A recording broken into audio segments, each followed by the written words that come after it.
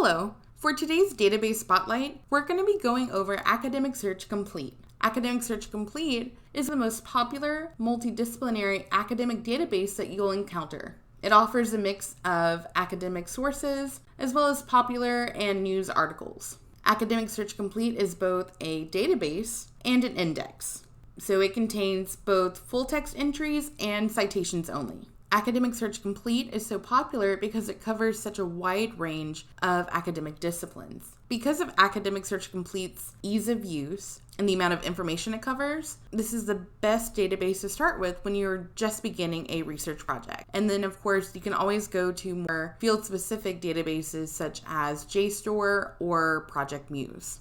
To begin, we'll need to start at the McNeese Library homepage. Once you're there are two ways to access Academic Search Complete. We can use the navigation bar at the top of the screen, go to Resources, and then go to Databases, or we can scroll down to the Helpful Links section. And if we look at top databases, we'll see that Academic Search is our first choice. So we'll click this. Here you would log in. Here we are at the home page for Academic Search Complete. Looking at this page, we have a couple things to go over. When using a database for a research project, one of the most important things to do is to make sure that you are searching as efficiently as possible. And this means that you need to use limiters to make sure that you are only finding the most relevant sources for your project. And so here at these different search options, we have a variety of ways to limit our potential search results. If we scroll to the middle, it says limit your results. The most important thing here would be to check the full text box. This ensures that whatever populates inside of our search is fully accessible to us and is not just a citation entry. Now, depending on your project, you may or may not need to find certain types of sources. And so if you were to click peer reviewed, this would bring about scholarly articles. Underneath, we have publications, so if you have a particular journal in mind. And we can go a little bit further and we have a scrolling menu. For instance, if you were working on a project in the field of bioethics, being able to find a health report would be of interest to you.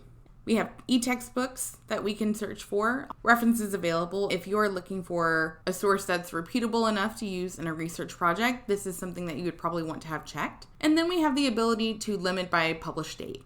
But for now, let's just go to our main search box. If you have been keeping up with our database spotlight series, you will have noticed that our research project for the sake of this tutorial will be about end-of-life care within the scope of bioethics. Now, anytime you have a phrase instead of a singular word, you're going to want to put that phrase in quotation marks. Here we have several different options that we can pull from if we'd like to, but we'll just stick to end-of-life and we'll click search and we have 70,000 search results. Of course, this is way too much for us to go through. And so we'll come down and to the left and we have more of those limiter functions. For most research projects, you will want to stick with the most recent research available. And so we want to stick to at least within the past 10 years. Instead of 1892, we'll do 2012. With slightly over 16,000 search results, we have made a vast improvement, but we need to limit more. We have source types.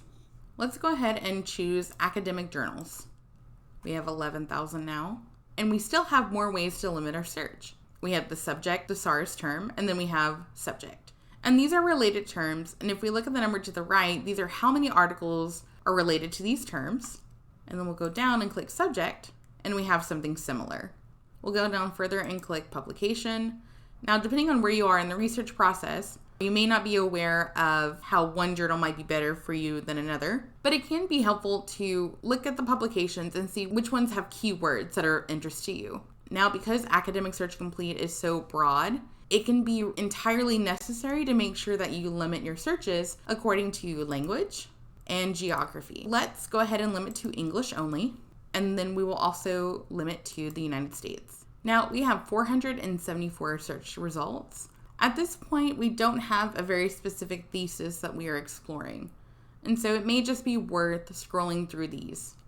We've limited our search results, but perhaps we haven't found exactly what we're looking for. As we look at these journals, we see that most of these are especially focused on health. And so we can go back up and we will go to advanced search. We're interested in end-of-life care within the scope of bioethics, but we've only found sources about end-of-life. By going to advanced search, we're able to use Boolean operators. Boolean operators refer to these boxes here. If we click it, we have and or not. This means that we can search for multiple terms at once, or we can limit them. For now, we'll look for end of life and then bioethics. Personally, I like to just leave this field optional, but we can always change that later if we have too many options pop up. We have over 2,000 search results, and it looks like our earliest search is from 1977, and so we'll change this to 2012, and we can limit to academic journals, limit to full text, 666. And then if we look at our subject, the SARS term, and then our regular subject box, specifically this box for medical ethics would be of great interest to us. And so we'll click that. Personally, I feel comfortable with the amount of sources. And so we'll just go ahead and click what seems the most interesting. With a title like this, it seems that we have to go with this source. Should I let my zombie wife eat my brains? So we'll click this. And here we have our catalog entry. We have the subject terms, and so we can click these. And they'll take us to more searches within that term. Below the subject terms, we have the abstract, which is a brief introduction and overview of the article. And then we can come to the left here. So it shows that we are looking at the detailed record. Underneath, we'll click this PDF link. Now we are looking at what the article looked like when it was published. Okay, here's our source again. Here on the right, we have a couple of different ways to organize and categorize your research that EBSCO has put together for you. Now, this is a little bit different than the others, but here we have the Cite button, and we'll click this. The Cite button generates citations through a variety of different citation styles.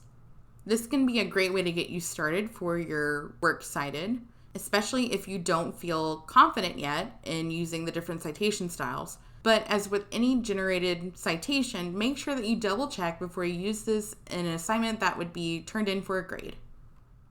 Whether it be helping you navigate through a database such as Academic Search Complete, or if it's just helping you work through your research ideas, we're here for you. Please reach out and one of our librarians will be more than happy to help you. Thank you.